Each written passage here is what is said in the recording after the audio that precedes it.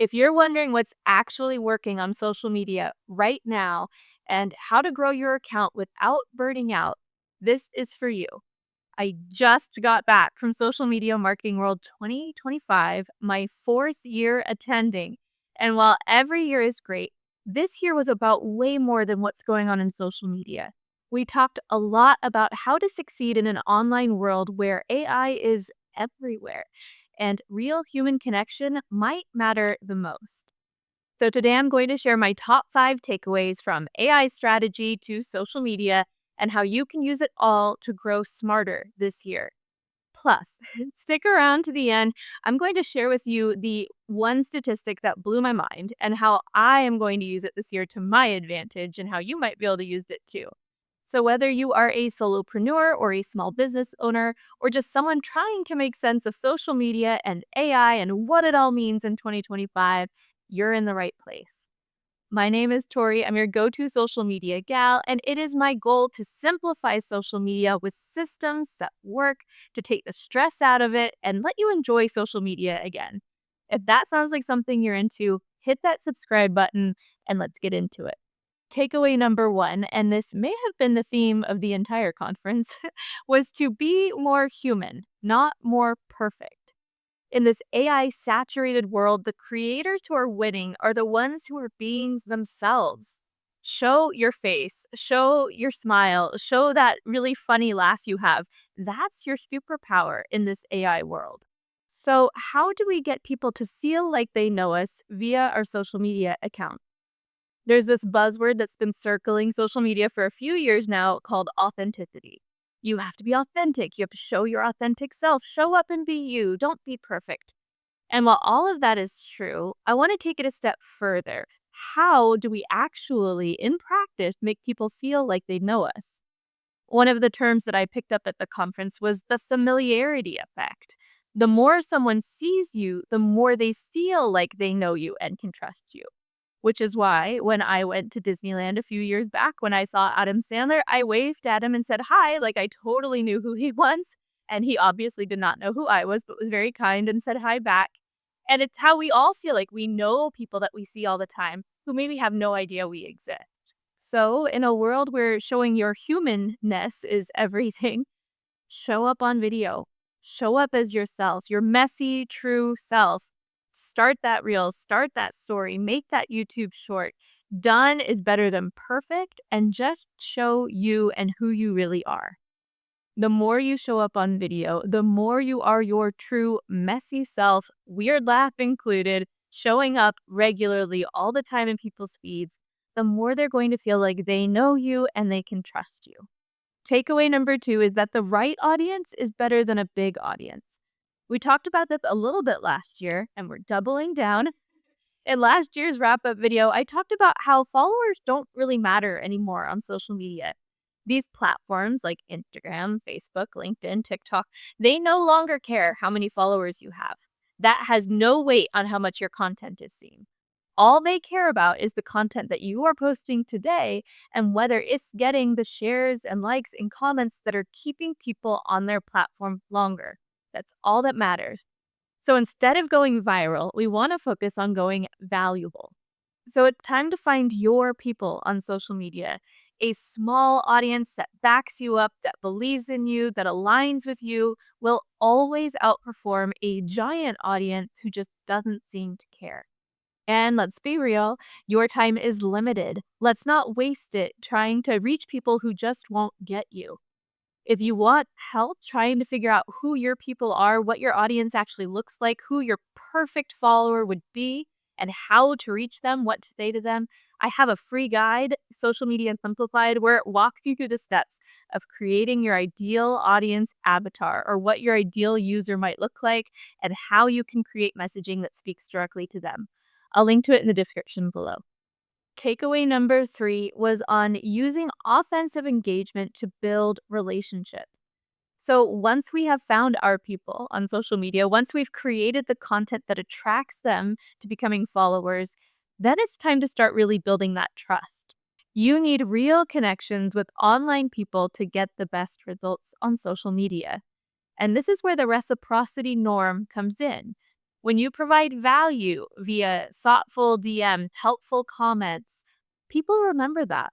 They're going to come back. They're going to trust you. They're going to reciprocate, and it builds that back and forth relationship. Last year, we talked about the rise of the creator and how platforms needed creators, and in fact, were paying creators a lot of money to create valuable content that were keeping people on their platforms. Now, as creators, we need to take that a step further and build those relationships to hit our long term goal. So that means we need to go out and engage, comment, share, like things, really show people that you are an invested member of their community online. If you're wondering about specific ways to do this, I have an entire video on engagement and my exact engagement routine, including this idea of offensive engagement. I'm going to link to it above, so definitely check that video out. Takeaway number 4 is that AI won't take your job anytime soon, but someone who knows how to use AI better than you might. It is no longer the scary frontier. It is a required skill set. And this was proven in a recent being about mid-March 2025, Procter& and Gamble study where they showed that one person using an AI tool correctly, or what they call an AI enhanced worker, outperformed a team of humans. So the more you can learn how to use AI to your benefit, the more employable you will be. Maybe even more important than knowing how to use AI strategically as a tool is knowing how to speak to AI. There were a few tips we got at this conference that I wanted to share with you. One being that you need to be really specific with AI. You need to give it context. It has all of this knowledge, it knows everything in the world, but it has no life or work experience or really common sense to put behind it. Give AI as much specific content as you can to help it give you the best output. Give your AI tool expertise. Tell it you are an expert in this. It is really important for my job or my career because blank. Giving it this expertise and this emotional motivation has been shown to give you better output. And lastly, treat AI like a human. Use manners, be polite. It's not so that when AI takes over, it's our friend. It's because AI learns from you. And the more human you treat it, the more human prompt you give, the more polite you are, those are the kind of responses you're going to get back. I also just want to encourage you that AI does get better. These tools get better over time. The more it knows you, the better the responses are going to be. So don't just try it for a few times and give up. Stick with it, keep using it. It will get better and learn you over time and give you the output you're looking for. If you're wanting a little bit more help with your prompts, I just finished building a custom GPT called the Prompt Coach. Probably should have called it Tori AI. It's basically like talking to me. I've trained it to talk like me and to give the responses I would give so it can help you build the perfect prompt that you can then copy and paste into your own AI tool. Please do check it out. I'll link to it in the description below, entirely free, and I'd love to know what you think about it. And last but certainly not least, takeaway number 5 is to be the misfit. Do what others can't or won't do. In a world where AI can do all the basics, your uniqueness is your differentiator. So if everyone else is playing it safe with trends and templates, how are you standing out? Be bold, be creative, do the thing that other people can't do. Honestly, I feel like this takeaway was the most freeing. It means that we don't always have to follow the rules. You don't have to post more. You don't have to do what everyone else is doing. And more importantly, you don't have to be better than everyone. You just have to be more you.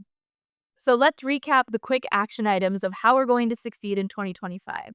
You're first going to show up on video regularly as your true self. You're going to speak to your people, not the algorithm or a platform. You're going to build trust by engaging offensively and thoughtfully. You're going to use AI like a pro and treat it like a human. And you're going to show up as your true weird self, all your quirks involved, to be different and really show your humanness. And if you're thinking, okay, all this AI stuff sounds really interesting, but I still have no idea how to use it successfully, I have another video locked in, ready and waiting for you on how to use ChatGPT with specific prompts to grow smarter on social media this year, and how to use AI to amplify your creativity and not replace it. Now, before I jump off, I know I promised you the most surprising statistic that I heard at Social Media Marketing World and how I'm going to use it. Here it is. LinkedIn has more than 1 billion users, and less than 1% of those regularly post to the platform. Now, I've been one of those 99 percenters. I have not ever regularly posted to my LinkedIn account. I posted once in a while, but not regularly. And let me tell you, that has already changed. I've been posting to LinkedIn more regularly, realizing that this platform is looking for more content to share. I'm already loving some of the free features, like the featured section on LinkedIn personal profiles, but I extra love that they are committing to vertical video so I can repurpose content I'm already making for other platforms. Remember, you don't have to do everything everywhere, only the things that move you forward. Start where you are right now, use what you have, and use tools like AI to help support the work that you're already doing. You've got this. I believe in you. Thank you so much for watching, and until next time, stay social.